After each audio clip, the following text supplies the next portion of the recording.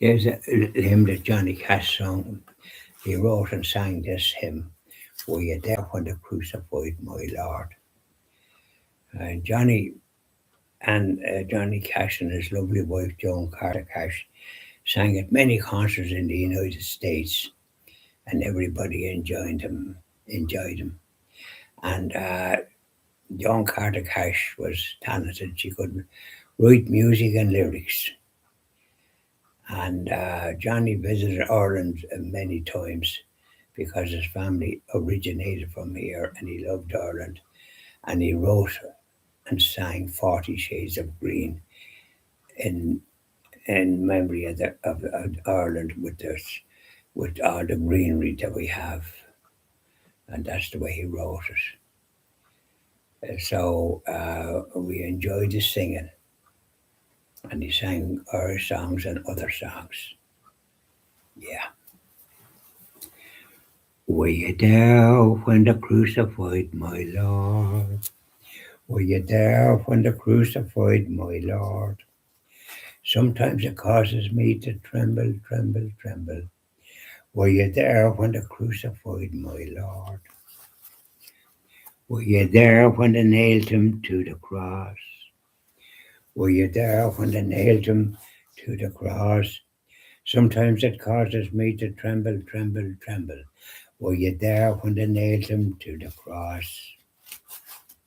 Were you there when they took him down from the cross? Were you there when they took him down from the cross? Sometimes it causes me to tremble, tremble, tremble.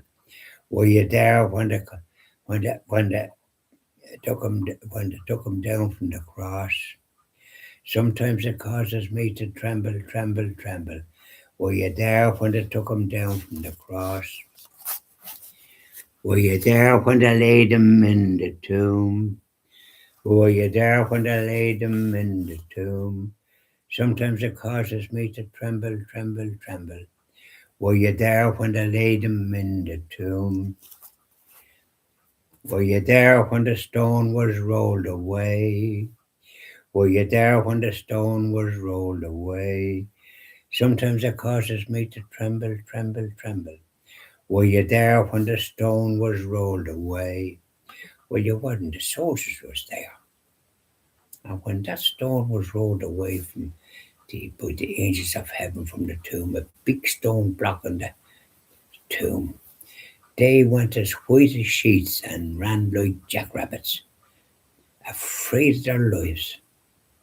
And when Kuipers come across him, he says, "What are you doing here? Go back and mine that tomb. That's what you are paid for." "No, we're not going back to mine that tomb. That stone was rolled away by angels from heaven. We're not going back. You go back, Kuipers, and your cronies. Off you go." "Well, well, no, we're not going." "Oh, yeah, so you're not going. So you're a cowardly old bunch of yokes. Well, we forget about that. We reward you for your trouble.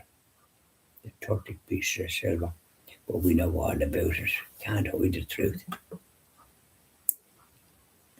In the meantime, Mary McDell and a few ladies was gone on Easter Sunday morning to put ointment on our Saviour in the tomb, and a custom that they had. Well, they were saying, "How are we going to move that big stone blocking the tomb? We won't be able to do it. I wonder will the soldiers move it for us? They wouldn't their hats at somebody.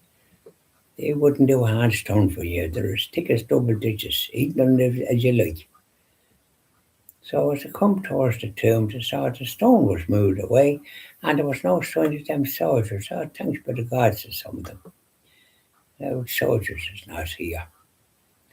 So Mary went into the tomb and come out crying. She says, "His clothes is there, but he's not there. Where have they taken him? So as we go back and bring him back." The women started crying and said, "Yeah, where have they taken him?" And there was a man there looked like a gardener, but it was Jesus. And he said to Mary, Mary. Oh, her smile creased her face and she looked at Jesus. Oh, and he says, Mary, go and tell the apostles what you've seen. I certainly will, says Mary. And we'll go too, says the ladies. And off they went, singing and whistling. Hey, you're right there, Michael. You're right. No, they weren't singing that, but something else. And in the meantime, there was two disciples leaving Jerusalem on their way to a small village called Emmaus. And a stranger joined them. Oh, they were sad as you like, their faces nearly down to the ground.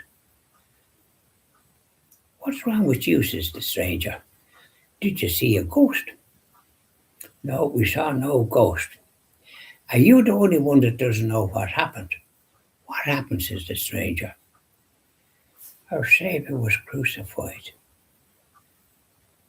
A terrible, terrible thing to do to our divine Saviour. He was the way, the truth, and the life. We don't know what to do. So the stranger walked along with the road with the man and spoke about the scriptures and all the rest of it, and their mood lifted. They felt like whistling, but they didn't.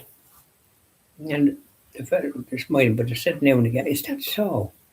You know, trying to keep things right in good order. They were enjoying this company of the stranger.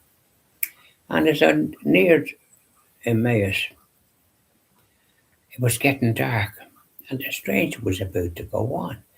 And I said, hold on there about that. It's getting late. Come and join us, have a bite to eat, stay the night, and continue your journey in the morning. Always to see our coaches then. Off he went.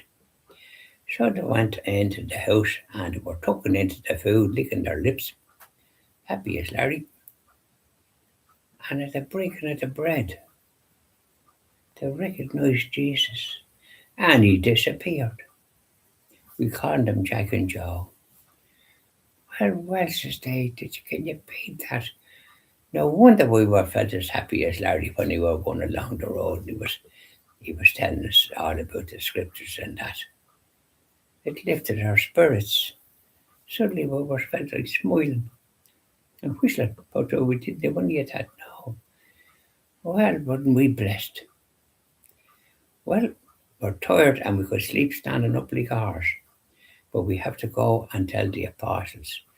And we'll have to rattle that door. They're afraid that their life of the Jews in case they come in and murder them. To have the doors double locked, treble locked, you name it. So off they went, happy as Larry and singing. But they weren't singing that now we know. Something of their own variety and whistling in the moonlight night.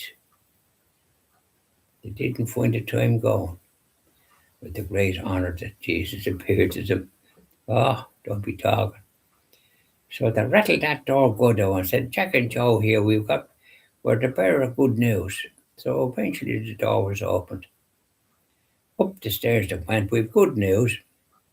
And they told them the story, but did they believe them? Afraid not. Did they believe Mary Magdalene? I'm afraid not. And when Jesus appeared to me, he says, I sent you messengers, why didn't you believe them? Ah, we were too upset, says they. We're sorry, forgive us. Yeah, for forgiveness. That's the main thing. And Peter and John went to the tomb and saw that you weren't there. John felt that you had risen from the dead, that you weren't taken somewhere by the forces of evil, and were delighted to see Jesus. Thomas wasn't there. And when the apostles told him the good news about Jesus and showing him his wounds, he wouldn't believe, doubting Thomas. Oh, they rattled him and shook him a bit. You know, you weren't there, why weren't you there? This old cottage you're coming on with. Won't be insulting Jesus. But anyway, Jesus appeared about 8 days later when Thomas was there. And he said to Thomas, put your hands here, point to his wounds. And Thomas did what our Saviour asked him to do and fell to his knees saying, my Lord and my God, ashamed of his life, of his unbelief. And Jesus looked kindly at him and said, Thomas, you believe because you've seen. Blessed are those that haven't seen and yet believe. And that's Catholics down the centuries in the present day who believe, and we shed a tear when we contemplate the passion and death of our Saviour and the stations of the cross in our little book. This little book. Oh, yes. So there you are. That's the little story, Rory, and I hope you enjoyed it, and we'll tell a different one tomorrow. Bye now, and we'll do the daily reflection after this. So don't head for the hills on your bicycle. Bye now.